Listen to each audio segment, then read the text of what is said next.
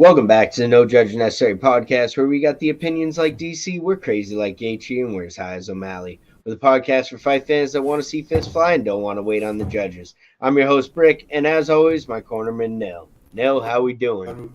How we living, bro? How we feeling?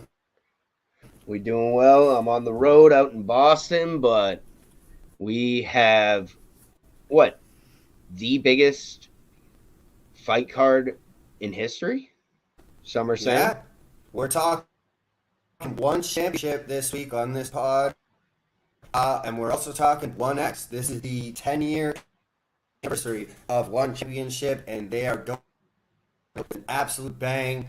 This is from the single indoor stadium. Yes, this is correct. There are 20 fights. We are going to be watching fights all day long. This is going to be an absurd card. If you like martial arts, there is something new on whether it be kickboxing, Muay Thai, MMA, or now submission grappling. This got something for everybody. So, if you're a crew who only likes certain shit when it comes to the martial arts world, this is your card. Definitely, Nil. I think your mic is a little bit off right there, but I will recap a little bit of what you're kind of talking about.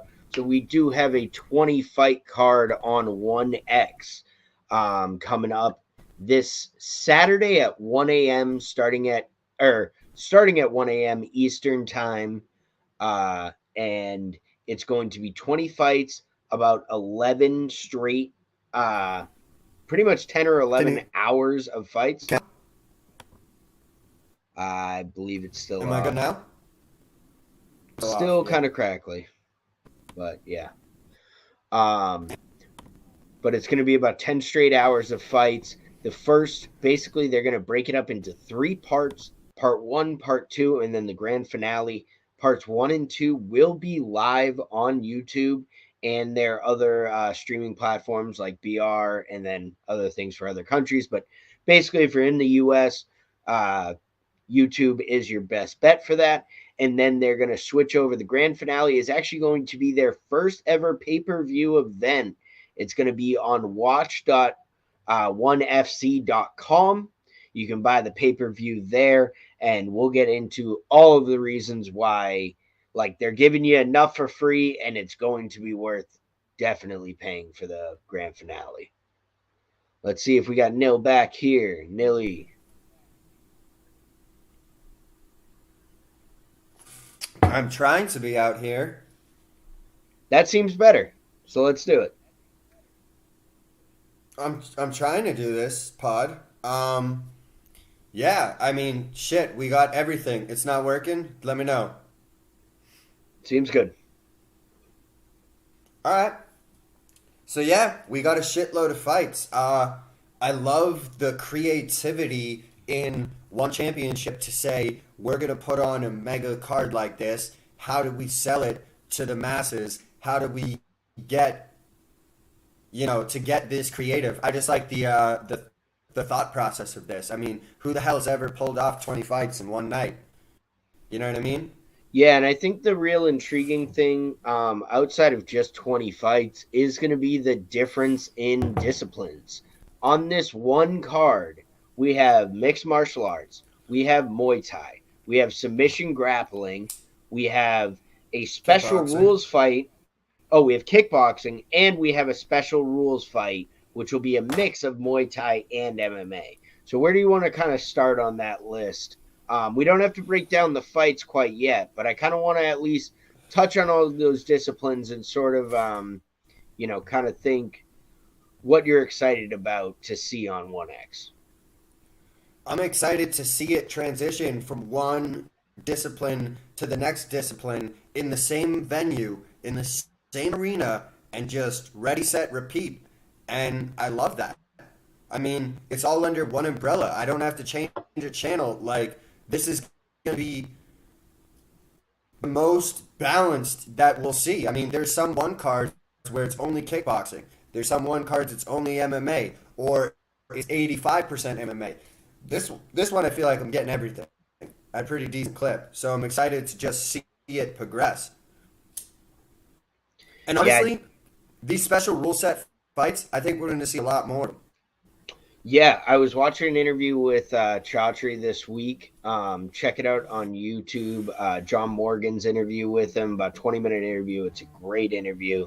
Really kind of gives him perspective on the card and kind of where he sees everything going. And this card they've really leaned into, especially submission grappling. That hasn't been as much of a focus for one championship in the past, as well as some of these special rules bouts or, kind of make the rules per fight thing. And he said that is something that we definitely will expect in the future, especially in the submission grappling world. They already have signed some of the, top submission grapplers like Marcus They signed the Buchecha. best. Yeah, They have signed literally. the best grapplers in the world, and it's not even close. Yeah, when you go down the list of Buchecha, Derridier, Andre Galvo, like William there's Ryan. There's yeah, so many. The Gary. list goes on and on. The Patolo brothers, whatever those guys are called. There's so many high-level killers in this jiu-jitsu game, and one championship has found a way to sign them all. Yeah, and that's what I love is that first off, we're going to be able to see some of these grapplers in pure grappling matches, which is awesome. And I think what's going to be even better for one championship as a whole is I think this submission grappling is going to give some of these jujitsu fighters or top level jujitsu fighters A an way to make money. entrance. First off, a way to make money, a way to get exposure, and an entrance to transition into MMA, like someone we're going to talk about later in like a Danielle Kelly, where she's the highest level of jujitsu, and she's talked about wanting to make a transition to MMA, and she wants to get into a promotion that she can work into, but she basically asked Chaudhry like, "Hey, can I get a couple submission matches before I transition to MMA?" And I think that's just great. Get yourself comfortable with the promotion, get yourself comfortable with the venues and just how everything goes down while you train your MMA game and while you're still making money and making a name for yourself. I think I'm really excited for the submission division. I just hope they adapt some of Eddie Bravo's rules. Eddie Bravo, I think, has the best jiu-jitsu rule set out there. His allows more open hand slaps, so that shit. I don't know if that'll be allowed in one championship. I don't even know how I feel about them integrating it. I kind of like the fact that it's different, but one rule is I believe after 30 seconds, if someone doesn't get takedown, they just put someone on top, someone on bottom in full guard. Kind of like a dump ball in basketball, how it just like rotates every other time. So they just be doing that, so there's always action. It's never just two people standing there on the outside waiting to shoot in or some shit. Yeah, I like that because especially a lot of these people will be transitioning from gi to no gi. That's a big thing in the transition to the submission grappling in one championship. So that alone already is gonna, hopefully pick up action. And I think that seems like the style of grapplers that they've been targeting, at least to start. The Gary Tonans, the Buchechas, Derridier, like they're all very active on the ground. So I would expect their rule set to sort of favor things that will increase the act. I mean, we've already see it in their other sports, in the Muay Thai, in the kickboxing, in the MMA. The refs push the action. Like the refs will call for action. So Correct. I would expect that their Correct. submission rule set's going to kind of do the same. Yeah, I completely agree. That's what excites me for it. I feel like it's just going to be constant scrambles and constant reaction until someone cops a finish. Yeah, I completely agree. Something I did want to kind of get into is this is the 10th anniversary of one championship. So I know we've talked about it before on this podcast, but we may have a few new listeners for this big card. No, can you give us a little bit of the history story of one championship in Chaudhry and kind of how did we get to this point? We got Chaudhry, who is the CEO of One Championship, very much the Dana White of this promotion. He was a guy who grew up in Thailand, trained Muay Thai and Jiu Jitsu pretty much his whole life. Found his way to Harvard, became a Fortune 500 guy, was big in that world, had plenty of money, but was not very happy. So he decided 10 years ago to risk it all and open up One Championship. He brought it back to Asia, which is great. Asia needs that style of promotion. We haven't seen something like this since Pride. And so, yeah, he just started from the ground. It's called One Championship because his idea was to bring in different disciplines and different world champions from all around the world. Now, who the one champion really is. Yeah, so it's just kind of evolved, and nobody really thought it would get as big as it has. He's done a good job promoting it. It's big in Asia. It's the biggest fight promotion, one of the biggest global sports properties in Asia, period. So this thing is taken off beyond its wildest dreams, and now there's no organization in the entire world that has more world champions and more disciplines. So it's impressive what they've built, and now they're trying to pull it off on full display with 20 fights. And I've always called for this. I've always said they should have fights on all day. Why is there only like 12, like 35? Like, this is exactly what I want. Yeah, two things I wanted to add on that Chaudhry was talking about this week.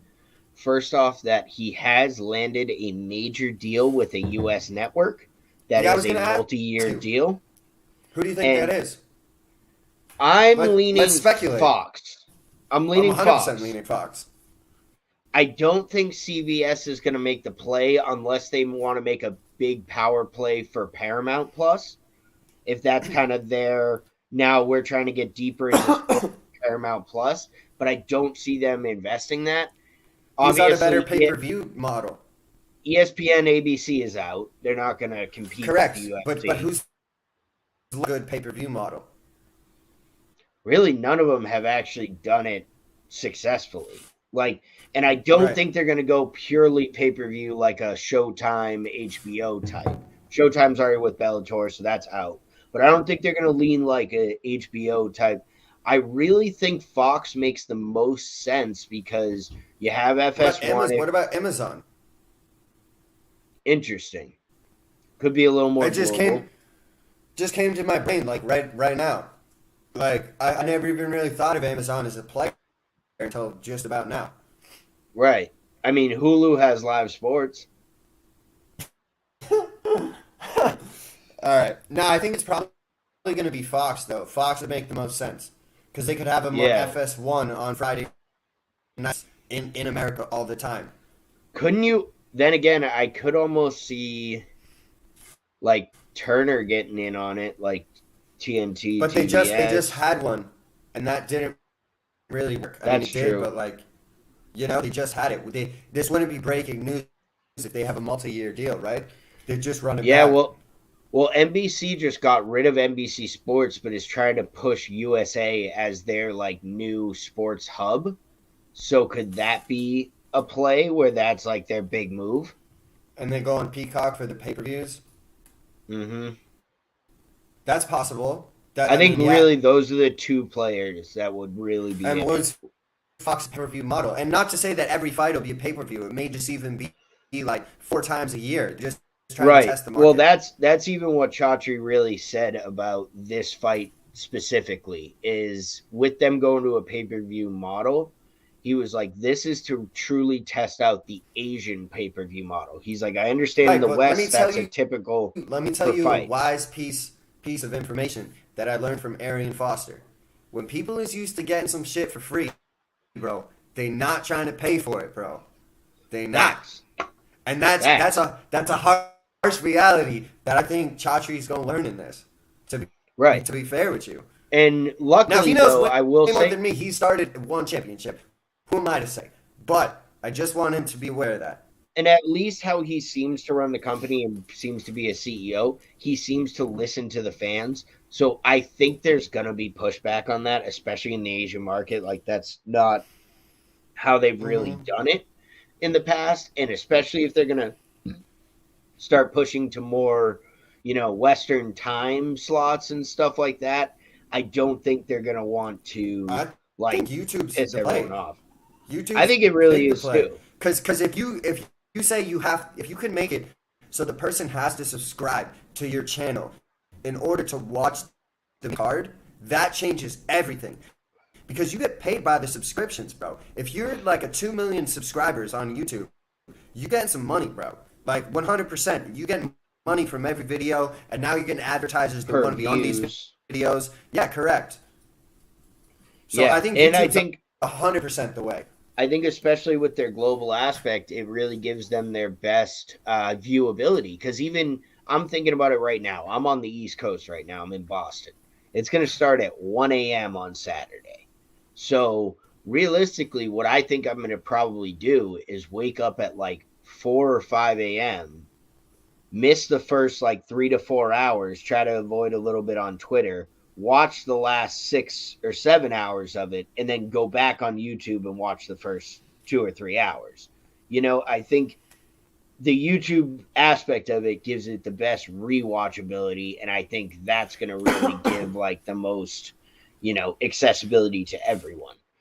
I Yeah, know a lot of people, especially in America, like I might not be able to sell them on, hey, bro, you want to come over at 1 a.m. for when this 10-hour card starts? But I could probably sell them Saturday afternoon, hey, you want to throw on these fights? literally. Like, yeah, it's on YouTube. What? It's on YouTube, bro? Like, I don't Yeah, know. There's just something about it. Like, they should no doubt. 100% just be on YouTube. It's the best way to go. It's different. It's straight to the consumer, bro. It's DTC right there, bro. You don't have to worry about anything else. Right. And then I mean, that's your entire business model is once you get clicks and once you get views and once you get eyeballs, yeah, guess what? That ringside advertising you're selling is a lot more when you're getting 10 million views for every card, Correct. even if you're not pay, even if it's Which, not a pay per view. if they can get to the level of Bellator in the U.S., if they can get to that level of popularity in the United States, I think there's a possibility that, yeah, one of their fight cards could potentially get up to 10 million views if on YouTube. I think so. I mean, Watching across all live. Asia, Like, is that really that hard to think? US and Asia, let's say it was like a good time. Somehow we met in the middle and it's something weird. Saturday, whatever. Is that possible? I think it might be. Getting it all live will be tough, but I think with rewatch within like say a 24 48 hour period, I don't think that's unrealistic. True, and because it's YouTube, you could just wake up and watch it from the start. That's kind of what I'm saying is it's not like people aren't going to Yeah, watch the so whole yeah, card. within that 24-hour period, can you get 10 million views? Probably. I think so. I mean, I don't even know what the Asian number, and that's the thing is they in certain other countries they have different platforms that they stream live off of, so I'm not sure what the total number Well, would be. Chachi said they're streaming to 154 countries. That's insane, This card. Like, what are we doing? right? But another thing that I wanted to get into, and obviously we'll break down the fight itself later, but I did want to mention Chatri was asked about why he put a woman's fight as the headliner of this massive card. Because let's be honest, there's about, I don't know, 8 or 12 fights that could have headlined this card. Mm-hmm. And he said that he's truly into gender equality. And we've kind of heard this from a lot of, sports owners and CEOs and everything Yeah, like but be that. about But it. and he truly is because he said it means a lot to him because his father actually left his family when he was young and his mother stepped up and was the strongest one in the family and he truly like believes in the power of women and everything and and what I love is that the way that one championship has built up their women division, this Lee versus Stan Fairtex fight is big enough to be the headliner of this biggest card. Absolutely.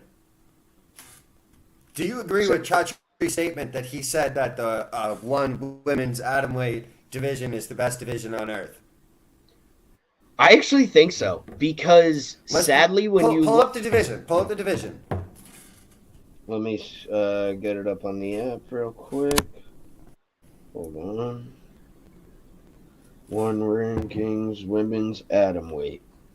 Angela Lee, Stamp Fairtex, Denise Zambonga, Hem So Hee, Ritu Fogat, Meng Bo. That's the top five. I mean, them some killers. And some absolute killers. And honestly, it's sad because when you look across, especially when you talk like Western or American women's fighting right now, a lot of the best top fighters are spread across multiple promotions. And I mean, that's kind of the problem that Chaudhry's basically over the last 10 years tried to fix. I mean, got some girls in PFL, we got some girls in Bellator, we got some girls in the UFC, and then like Real the tough. UFC gets a star and then they cut him and someone else So buys we them got out or Cyborg, Kayla Harrison, and then the UFC. And yeah, it's just yeah, that's exactly what you're saying. and even within the UFC they haven't really a lot of their top fighters haven't been fighting exactly at their natural weights and a lot of the divisions have had a lot of movement like I don't know. I mean, I would love to see like a matchup of it. You know what I mean? Like if we could just do like your 5 versus our 5, let's ride. Like That'd be wild. All right, we hopping into some pre-fight diaries here, or what are we doing? yeah, What's let's next? do We it. got we got something else we need to discuss.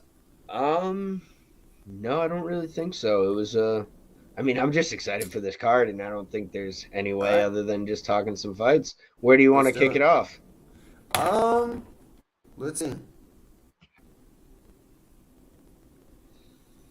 So the first fight that I'm excited on this card, technically skipping the first fight, but it's going to be the second fight on this card: Mei Yamaguchi versus Danielle Kelly in a submission grappling match. This is exciting. As we were talking about a little bit, Danielle Kelly is a top level jiu jitsu fighter.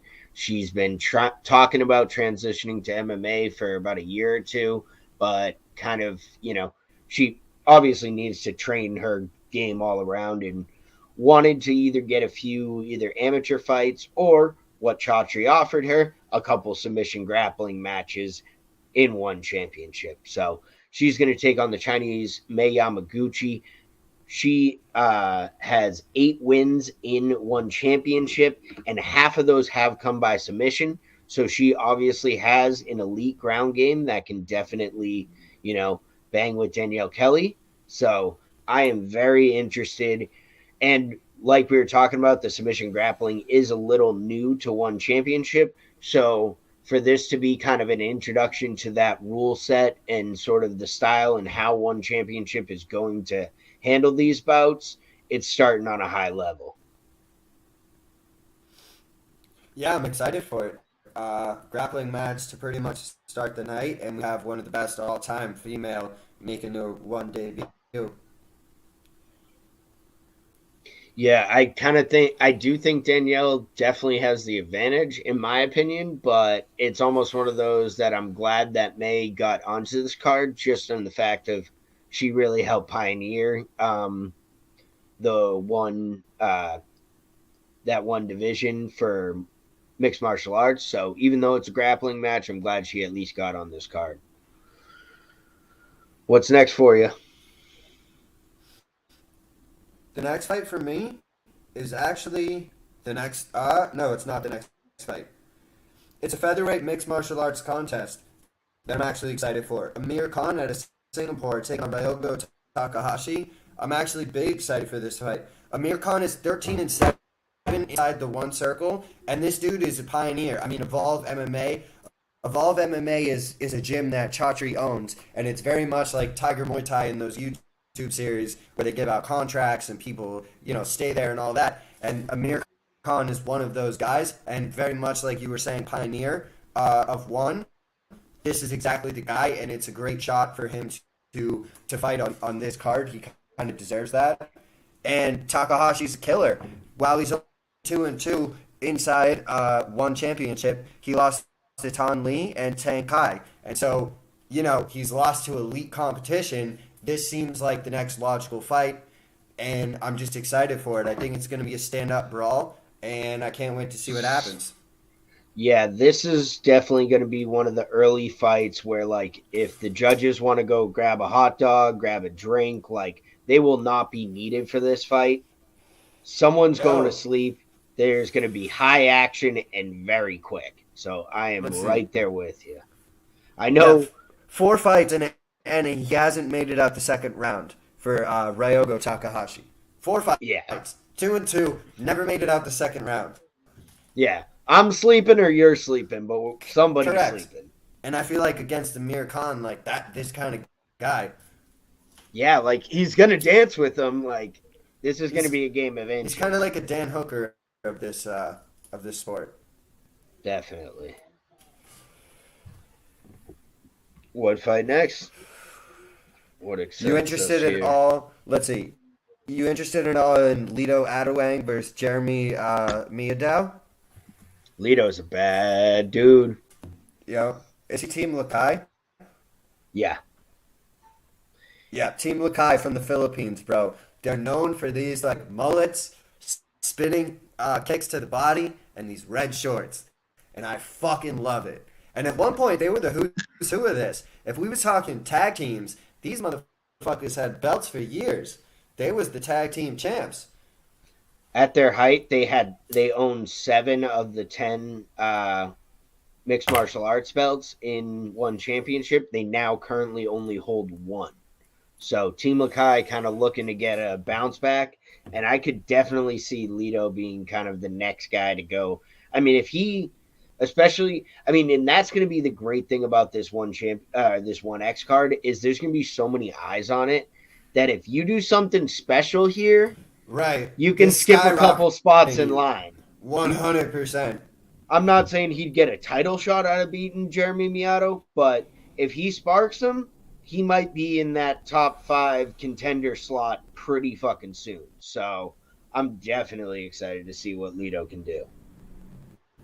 Do we have any info on the guy he's fighting? Also from the Philippines. Is he also Team Lakai? He's not. No, he's actually from Morocco Force. He actually just beat Mao Ti Lao, or sorry, Miao Li Tao, twice in a row, knocked him out back to back times. And then Ouch.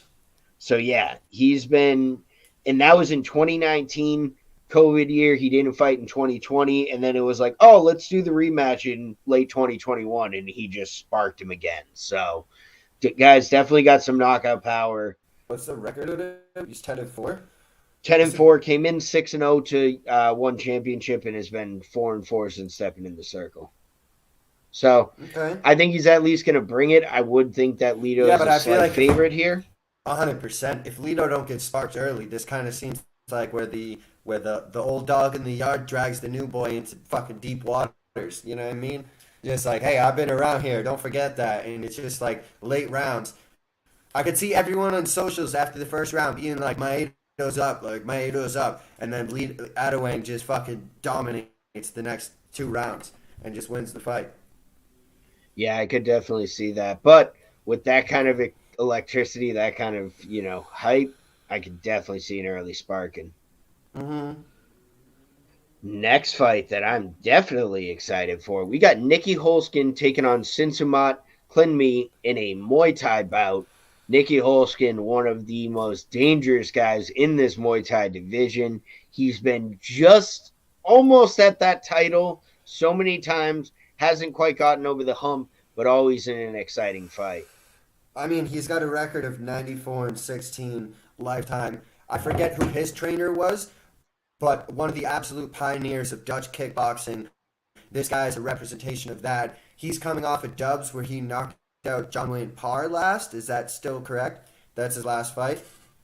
It looks like Elliot Compton. He Elliot lost the Compton. he lost the back-to-back title fights against Regan Urso, and then he Oh, just Muay knocked Thai. out. Oh, I'm sorry. You're right. He Yes, his did have the last fight was in a Muay Thai discipline. on one TNT. I was like, Yep. why does that sound right? You're right. In Muay Yep. Thai, because typically he is a kickboxer, but he will fight Muay Thai. He just knocked out John Wayne Parr, which is not many humans have ever been able to say No. that. This But guy's making his debut since Amat Klimi. There's no info on this dude. yeah, I don't know. I was looking on the The one Dark Knight out of Thailand. I mean, fuck. If you that's come in kind of and lit. debut, if you come in and debut with no information and taking on Nikki Holskin, you better be fucking good. Like this cat is probably gonna be elite. Let's see if we can Google search him or Tapology him. What's this guy's I was name? like, Tapology has a different fighter entirely, so that's probably not it. Let's see. Since I'm Give me look, a second. Just ramble. I got you. I'm gonna try to find something on this guy.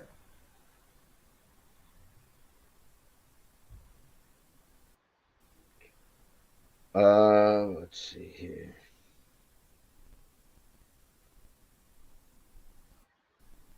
This can't be the guy. I got an article from Asian MMA. Actually, no, they're usually on the post-fight interviews. Let's see here. Doesn't really give any Yo, we ain't info. got no info on this guy. He's just I almost want to pick him now. The Dark Knight just coming out of nowhere. And like I said, if he they're was supposed to feeding, fight Islam Murtazayev. Nikki Holskin. and Nikki that got Holskin was canceled. supposed to fight. Yeah. So they just pulled in a guy from the Philippines. That makes sense. Oh, just days before. This was announced like a few days ago. Oh, okay, that makes sense.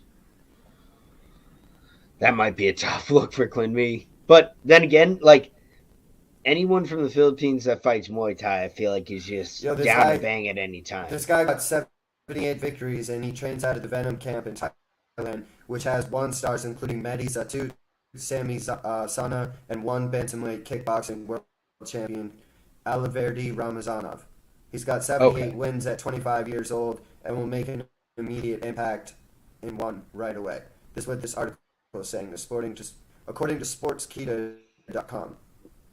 okay, all right. Let's see it. I mean, shit, he's getting a top opponent to start, but Yeah. But I talking mean, about that's kind some. of fair. If you just had studs in your training well, and in your training camp, and all of a sudden they're like, "Yo, we need somebody," and like, bam, yo, we got this guy. All right, let's see what he's about. He's been our sparring partner for years. Like, you don't think that Chatri called these 3 guys, and they were like, "Yo, yeah, he's game. He can fight anyone." Like, we see, No like, doubt. boom, he's in. Talking about someone who wants to just fight anyone in any discipline, any weight class, anything. The champion, Renier Didier, taking on Andre Galvo in a submission grappling match. What do you got on this, though? Give me a second to pull this up. But while I pull this up, Renner Deridier might be my favorite guy here. He's just the I Dark Knight and just like doesn't give a fuck. He'll just fight anyone in any weight class. He said he got the call last time when he was on vacation and like he just picked up the phone and was like, "Yep, I'm down." Like he just I don't know. I'm just big in on this guy. The only thing I'm questioning at this point, which I think I'm in on him, but like, has he fought in the same division twice in like the last like 3 years? I feel I like don't every care. single I time don't it's care. announced, he's like, "Bro, I'm middleweight champ." I'm like, "Sick. Who's gonna be the next middleweight fight?" He's like, "Nope, going to light heavyweight. Now I'm doing submission grappling." He's gonna be fighting for the heavyweight belt tomorrow. Like, Yeah, I love it. Why are we not excited? He's gonna have like the I know. quadruple crown. He's gonna have 3 belts in fucking one inside In four MMA and disciplines. one in submission grappling. I mean, I'm kind of down, and I mean his ground game is elite, but talk about elite ground game. Andre Galvo, Yeah, probably the most decorated BJJ guy in one championship, other than maybe Marcus and Buchecha. and you've seen pictures of him, right? This guy's a unit, bro. So good luck with Deridier trying to take him down his dad bod looking ass. But again, Deridier, every time I try to count this guy out, he fucking comes through with flying colors. He's like, you almost forgot, I'm the Dark Knight. It's all black. Pulls up like a funeral. So Yeah, and I'm curious. Obviously, he has elite ground game, but a lot of it's mixed in with some like ground and pound, usually to get correct. to advanced positions. So I'm curious in just a straight submission grappling match against someone that's that elite, is his positioning going to be a tough thing for him? But can't count out Yeah. the champ. That's No, for sure. I'm kind of rocking Deridier because I just want to see his goofy ass with like 12 belts. Which, by the way, we didn't discuss earlier. One championship redesigned their belt. Oh yeah. Have you That you seen? shit's Can you pull up a yeah. photo for the lads? Let me see what I can find. Yeah, that shit's clean. Lord, the next fight's chaos, eh? Oh yeah. Let's see here. What do we Is got? it What do this we got? silver one? Nah, it's all gold now. All gold. Okay, I think this might be it here. Here, let me see if I can share my screen real quick.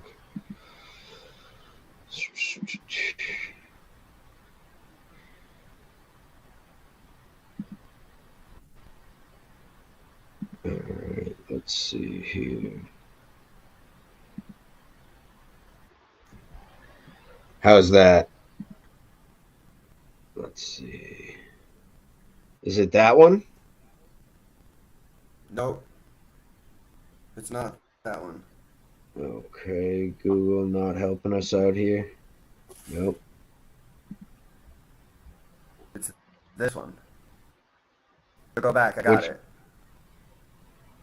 Oh, okay. Oh, that's fire. Yeah, I Hmm. like that, and I like the side pieces with the one, like the little circles. Yeah, I can see that. Yeah, it's That's all gold. clean. Yeah, it's a way better look than the silver, the shit that they had in the middle. But yeah, Yeah, I did like the one with the little lions on the side almost. That was gold, but they've had a couple fire designs. But you seemed excited about the next fight. What do we got? well, let's talk at it. We got gold on the line here. Featherweight World Grand Prix final in kickboxing. We got Chingy Alazov taking on Sitachai Sit Song Pinong in a kickboxing match. Yeah, Sitachai legend, and now we're seeing the rise of Chingy Alazov. Uh, Problem. Big KO artist. Got big power in his left hand. But again, you're fighting a guy who's seen it all in Sidichai. So how does he enter? How does he get in to land these left hands? Because Sidichai's seen that, done that, and written the check. Yeah, I'm clearly not as well versed in kickboxing as I am in like MMA, but Chingzi Alazaz might be one of my favorite like kickboxers out there. This dude just throws absolute flames, fire body shots, and then right when your liver's about to explode, he hits you right in the jaw and knocks you out. But like you said, there's levels to the shit, and Sitterchai has seen everything in the game. So I wonder if this kind of just wild, hard hitting style is going to be able to land on him. But Chingzi is a problem. Yeah, that's all well and good. But you taking on a guy that's 126 and 32. So I don't know. Yeah. I kind of think Sidichai is going to get it. The killer kid, bro. Especially on the big lights, the big stage. Like, I Yeah. think this is where he Like comes this ain't through. shit to him. He's probably fought in something similar to this. Right. Yeah. But that's going to be absolute fireworks. What's the next fight you're excited for? Are you interested in the Tank Kai Kim Jai Woon fight? I mean, I'm not really, but like I don't know maybe. much about those two, to be perfectly honest. Okay. All right. So we won't talk that one. What else we got up in here? The next one I'm Denise excited. Zambalonga. Are you excited for that? Ex- oh, yeah. I don't know much about Zambalonga. I feel like I should know her, but it escapes my brain. So they are both part of that top five atom weights that we were talking about. This is number two versus number three. Denise Zamboanga is fighting out of the Philippines. She's also out of Morocco Force, as we talked about earlier in the. Okay. So she's just been dominant. Let me pull up her recent run of form. She's 3-1 in mixed martial arts. In one championship. She was 8-0 when she came into it. Her only loss was actually to Ham Sohee. So this is the rematch from you remember when they did the one in power Yep. card, Yep. the Yep. Yep. full women card. So this was a split decision, very close fight, Oh, oh, absolutely oh. back and forth. So So you have to run it back. have to run it back. She beat Mei Yamaguchi and Jinhin Rizuan on her way to this fight. So this is pretty much like who's going to be that next number one contender. You got to settle the score. The first one wasn't close enough to really decide it, but one of these two is going to be knocking right on that. Give me a second. I'll be right back.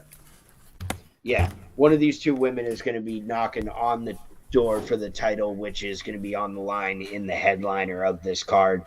So that's going to be absolutely huge. I think Denise actually has a slight advantage in the rematch. Obviously, the first one was so close, but she had a slight strength advantage.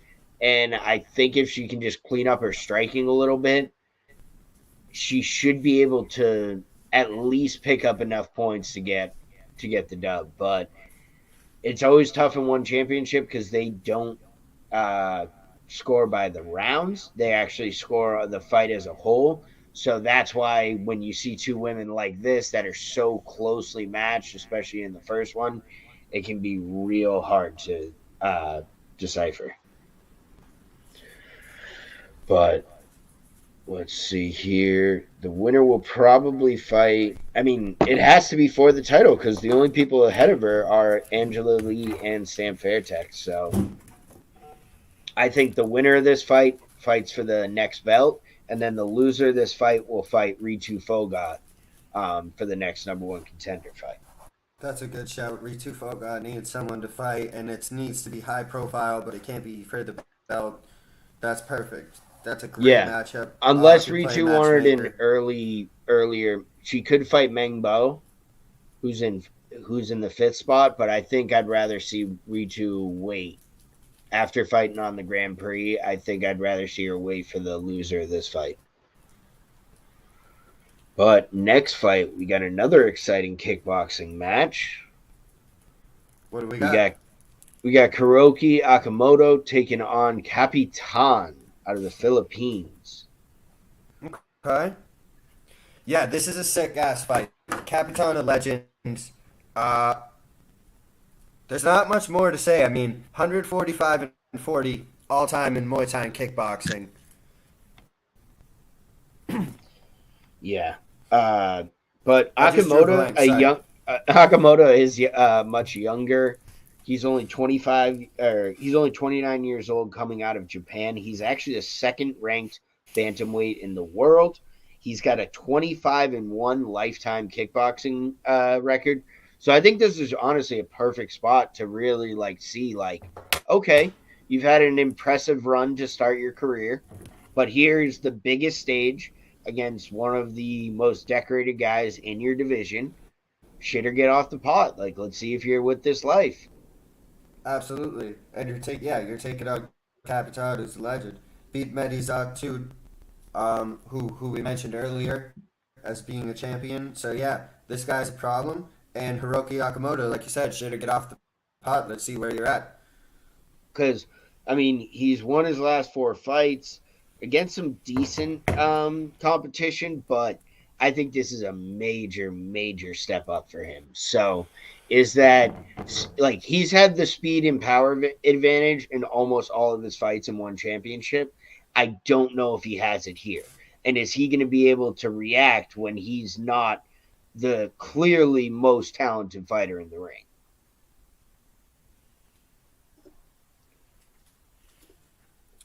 All right, you want to hop in the next fight? Because I'm excited for this one. Oh, yeah, take it off. We got Nongo taking on Felipe Lobo in the Bantamweight World Championship Muay Thai fight.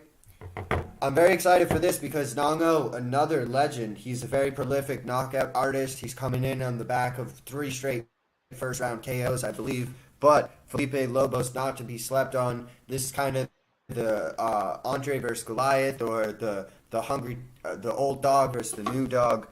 Mm-hmm. Yeah, I'm not really Lobo's too. definitely a. I'm not too sure why this fight's being made. Lobo's record is, in comparison, it's just nowhere near on the level. Now, he is coming in on a decent run of form, and he's known as the Demolition Man. So I get it, but I'm kind of shocked as to this being a fight. This guy's really the number 5 ranked bantamweight kickboxer in the world, or Muay Thai guy in the world, and he's getting a title shot against Ngannou. That kind of seems out of place and skipped just for this card, and maybe that's fine. But is this really the best fight we can have? Yeah, it's tough because Nongo sort of has ran through most of that division, to be perfectly honest. So So he's running laps. yeah, I think he's sort of running laps. It's giving Felipe a chance, and I'm not saying that like they're feeding him to the wolves, but maybe they kind of want a big moment for a legend like that on a card like this. You Yeah, know, yeah. No, I mean it's true. if You he kind of puts him that's out and they give him that belt back, that crowd, everybody's going fucking wild for Nongo. Like, you know what I mean? true. Wow. True, They true, are true. just they are just Feeding lining us. up fucking legend after legend Legend. after legend. Let's do another Correct. one.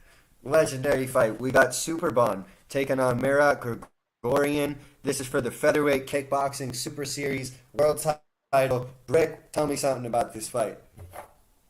I mean, Superbon was one of the first kickboxers that I was really introduced to. This dude is nasty. He's got some of the best body kicks I've ever seen in any discipline. Like this dude just I feel like he's a surgeon with it, you know? And Gregorian also he's a tough fighter, fighting out of what was it, Belarus, I think, or Romania. So I feel like that like Eastern Europe, He's style fighting of out of kick. Armenia, bro. Oh, I'm sorry to all my Armenian brothers back in. I'm actually currently in Watertown. Sorry to all my Armenian brothers. I did not recognize the flag at first, but it still stands that like those Eastern European kickboxers are always tough, always have a good boxing stance, and then usually have some good flexibility and like kind of that almost Mirko Krokop type style. Yeah, so Superbon is probably going to run through this fight. I mean, Superbon's coming off a win over Sidichai at No Surrender back in July in 2020. That was the first card back from one championship from the pandemic. Then he's coming off one of the biggest KOs of his life and probably the biggest moment of his career when he knocked out the doctor, Giorgio Petrosian, back in October in what was an absolute shocker of an upset. Giorgio Petrosian, at the time and probably still to this day, is the elite of the elite and is one of one when it comes to kickboxing. And Superbon flattened him Oh yeah, with the head kick. Petrosian's the standard. He is the Correct. standard for sure. So I Yeah. think Superbon is going to keep his belt. I think he's about to go on a bit of a run here. I Yep. really would love to see the Petrosian rematch a couple fights down the Oh no, road, that's but 100% gonna happen. I mean, Petrosian, I think he broke his jaw. We heard it was a flush head kick straight to the, and so that's yeah, gonna take some time to recover. let's get him eating solid food first, and then we'll get a Yeah, rematch. But do you think Gregorian has any chance in this? I don't know a lot about Gregorian. I mean, just based off paper, no. But again, like another guy that's coming in with a wealth of experience outside of one, doesn't have a lot in it, sort of similar to Superbond in that realm. But Wow, he's a three-time Glory kickboxing world champion. that means something. And he That beat means and something. and he KO'd Andy Sauer in his last fight. That's pretty impressive. So I don't know. I mean, there is something here to it, but Yeah, 100% finish rate so far in his, two fights and one championship. So that at least gives him a puncher's chance for sure. Ready to he's get into the next legend, or what do you got? yeah. I was just gonna give a stat, but it's all good. Let me hear the stat. I want to hear the stat now.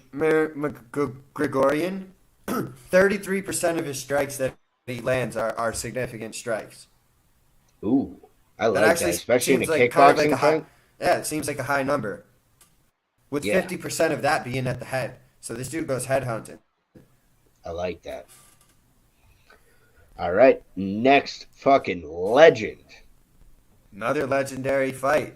We got the man, the myth, John Wayne Parr taking on Edward Falayang. This is in a lightweight Muay Thai fight. John Wayne Parr, legendary fighter out of Australia, spent a lot of years over in Thailand. One of my favorite kickboxer Muay Thai fighters of all time. He's fought with the who's who. He was one of the first like Westerners or like white people to really succeed in this space of kickboxing and Muay Thai, and really take a love to it and follow the tradition and go about it the right way. And that's kind of why I respect him for it. But he's taken on Falayan, who's been around one championship for a long time, came up as a wushu legend, which I believe is some form of karate, striking, kickboxing kind of thing in Japan. Don't quote me on that, but yeah. So this is again another legendary fight. What discipline's better, wushu or Muay Thai? Uh, we're about to see it. Yeah, I really hope and think that John Wayne is gonna, put on a show here in Muay Thai. I mean, Isn't the Muay obviously, Thai 4 ounce gloves? I think it might be, or a 6 ounce maybe. I'm almost positive it's 4 ounces in one, which is I Jesus. really, that's brutal, which I love. I mean, that's why we see so many of these knockouts in kickboxing and Muay Thai. Like these dudes are throwing. So obviously, any chance you get to see a legend like John Wayne Parr, I'm so glad that he decided to join up with One Championship. And when I first heard about it, I thought it was going to be kind of a one fight thing. Even especially when he lost, I was like, "Oh man, he's that's probably it for him." So all credit to the legend of really sticking it out, making it to this massive card and continuing to scrap. Yeah, I mean, this is his retirement fight. He's done after this for John Wayne Park. There's nothing left, so he's trying to go out with a bang, and just grateful for the opportunity and the platform. And I mean, Chaudhry's being, you know, smart of him to get this guy for his retirement fight. Doesn't matter where he's at in his career. What No he's doubt. do for the sport is worth him being on this platform and this spot. Exactly. Like even just for, the next generation of Muay Thai fighters to see John Wayne Parr in this spotlight means a lot to the sport. Correct. I don't know if these COVID restrictions and all that are still a thing, but last time John Wayne Parr fought, he went without a corner, so his cornerman wouldn't have to quarantine when they returned. So he Real just one. he just didn't have a corner. Real one. Next fight, we got Shinya Aoki taking on Yasuhiro Akamaya in a mixed martial arts bout. What do we got on this now? Shinya Aoki a problem, bro. He's been around for a long time. He's fought just about everyone there is to fight, and yeah, he's an elite grappler. I Where are mean, these? Yeah, I mean, Aoki's still ranked third in this division, so I mean, a massive jump up for Akiyama, who's been on a pretty decent run of form lately. But this could pretty much put either of them, like this we've guy's talked about. hold up though. This guy's 1-1, and he's taking on Shinya Aoki. Yeah, This wait, can't be right. was this a canceled bout? It's got to be. Hmm. Yeah, because going from a win over Sharif Muhammad to Shinya Aoki, the third ranked lightweight in this division. Because I mean, with a Wait, they're saying legend versus legend. So is this guy a legend in a different discipline that we're not? must be he's an expert in judo. So he K1 must be a hero, judo legend, expert in is what it's judo. saying. Okay. All right. So then this is more interesting. Hold up. Yeah, see if you can do a little research on that. Because I mean, I was gonna basically say like Aoki's pretty much knocking on the door of a title shot. Like obviously Christian Lee and Akra Oh, Yun's got This guy won the K1 Heroes Light Heavyweight Grand Prix tournament. okay. That's something. Yeah, that's something. All right, that makes a little bit. Hey, And he's won sometimes. gold at both the Asian Games and Asian Championships in judo. All right, so this dude's an Okay, he's absolute also a judo legend. reality television star in Korea. Yeah, I was noticing that his nickname's Sexy Yama. So I don't know what that gives you. I still think Aoki's gonna make quick work of him. To be perfectly honest. Yo, how old is this guy? He won in fucking. He was born in 75, dude. What are we Wait, what? doing? This guy was born in 1975. I was gonna He's say, $46. yeah, they said he won the Grand Prix in fucking. He's older than that. Yeah, he's like 46 or 47, bro. This,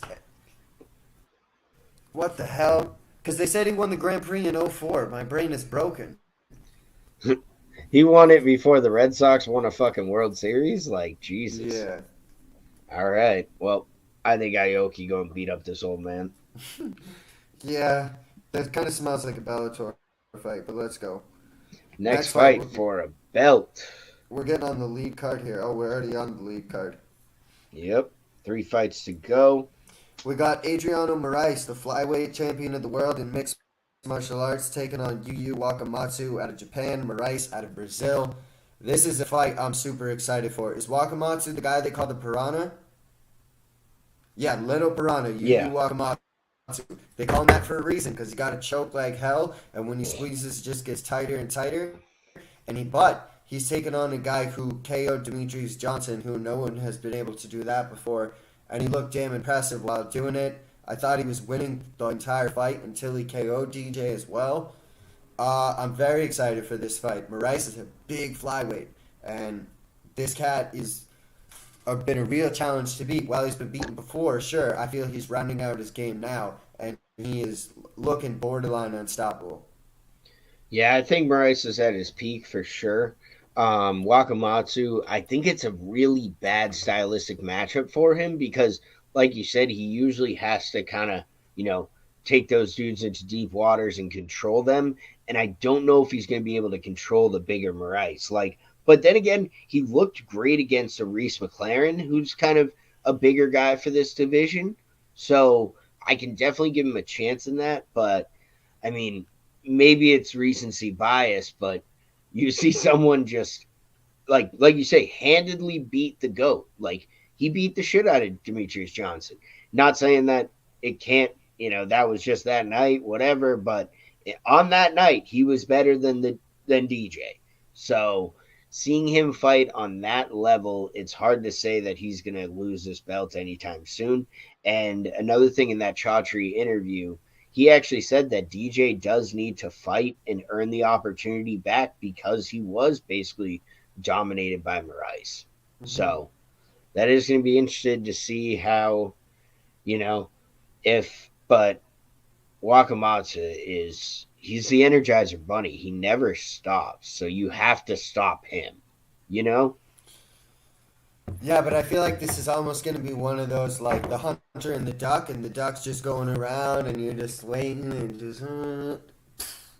Oh, we got him. Like, it just seems like one of those kind of fights. He's just I could going to be see. stalking him, too. And just walk him straight down, stalk him slow. Wakamatsu's going to be all bouncy outside doing all this shit, and then wham! Right to the ground, couple knees while he's on it. See you later. Night, night. I kind of think it's not getting out of the second round. See that be kind of quick work.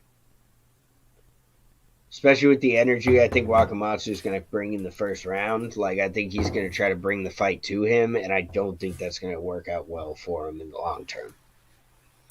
But talk about probably the most interesting fight I've ever heard about. Let's get into it. Yo, this is the craziest fight ever. We got Rodtang Jitmunong, who right now is the most prolific knockout artist in all of Muay Thai on planet Earth. This guy is 125 pounds, but when you see him fight, you would not believe it. This guy has unreal power, dishes out brutal shots to the body, and that's usually how he breaks people down. He loves to kind of mock people in his weird Rodtang way. Last fight, he ate some shots right on the chin and just threw it back. They call him the Iron Man specifically for that reason. Yeah, but he's taken on the greatest of all time, is what everyone says in mixed martial arts, and Demetrius Johnson. This guy is the most well-rounded, most fluid mixed martial artist you'll probably see on the planet. What makes this fight interesting is the first and the third round of this fight are Muay Thai rules. rounds 2 and 4, and it's only a 4 round fight, are mixed martial arts. So I agree with Chatri in this interview that I heard. I keep going back and forth. I'm like, round 1, Rodtang is gonna absolutely knock him out. It's his world. He's gonna destroy him. Then I think, well, 30 seconds into round 2, DJ is just gonna take him down and break his arm. And I think I think I'm stuck here. I'm big stuck. But I'm on the am same thing. beyond excited for this fight. Rodtang is my guy. Why do I weirdly think this is going to like the fourth round? I think this is gonna like somehow, some way, where like we're gonna get both of those things in the first and second. Where like I think DJ is gonna be fucking wobbled or like maybe take a knee because remember in Muay Thai you can get that like 8-second knockdown. I think there will be one of those, but like oh shit, DJ got back up. That's crazy, bro. And then I think like that's crazy. I'm tripping, bro. First round he gets dropped. He can't do anything. Second round he can be all over him. That's crazy. Right. Yeah, you can run in and throw a knee at his chest, like. But I think Rodtang's going to have enough to like dance around in the second round, maybe get taken down later in the round, almost get subbed, but he finds a way out of it. And then like into the third round, like no one thought we'd get here. Like I think this fight's going to be longer than most people think. Really? I really think like. I kind of agree with that, but I think it's going to be fireworks as shit. Oh, it's going to be crazy, and there's going to be a lot of moments that the fight almost ends. But I think both of these guys are so skilled, so high level. Like, again, he's the Iron Man. DJ, like, he's only been finished once in his entire career. Like, these aren't guys that, like, just go to sleep often. You know what I mean? This kind of seems like a Rodtang moment of, like, where he maybe has a rear naked choke in, and he's just like to the fans. Yeah. Just, like, what if he subs rolls DJ? out of it? What if he just like somehow has like the slickest jujitsu? Just fucking rolls him into a knee bar or something. Yeah. Yo. That would but be I mean, insane. We're talking about a guy in Demetrius Johnson who hit a flying armbar on Ray Borg, and we're trying to sit here and then say he's not going to submit Rodtang. I don't know. I kind of feel like DJ is going to survive round 1 and just sub him. And that's that. And we're all going to say, well, that was a dumb idea. That honestly could be true because part of me, or maybe this is just me being hopeful, that I hope he at least like stand and bangs with him for a while. And he has to at least for the first round. But then, he might get rocked. Sure, and then he just go be like this from the outside and stay alive, and that's fine. And he still might get clipped a few times, and he's DJ. He's going to come to compete, but he's not going to go all out in the Muay Thai. You just survive that shit, and then it's like, all right, we got him. Pick him up. Double leg done. Armbar. Like, and it's just, he did that more fluidly and better than anyone I trained with. So, like, fuck. Yeah. I wasn't ready for that. And then it's just, what? I kind of feel like this is going to be like, why did we make this fight after this fight? Yeah, I don't know. And I mean, Chaudhry did say but then again, I say that, and it's like, Rodtang, first round, couple elbows and a fucking right to the body. Also, this is going to be fought in MMA gloves, I believe, right? It has to be. Has to be, because you're grappling in the second round. So, Rodtang with smaller gloves is fucking terrifying. He fought Haggerty, I think, in those 2 fights with Haggerty in 4-ounce gloves. Is that why Haggerty died? No, but that's why they were great fights. That's my guy, Haggerty, though. Yeah, he got his ass beat, though, by Rodtang. But, I mean, there's levels to this shit. Story. Yeah. I mean, I don't know. I can't... Like you said, you almost have to, like, bet by round or pick by round, like... Yeah. Rodtang in the second. I'm going to call somebody and be like, who wins this fight? Rodtang in the second. During the MMA round. Rodtang submits him. That would be the fucking wild Rodtang shit. by sub.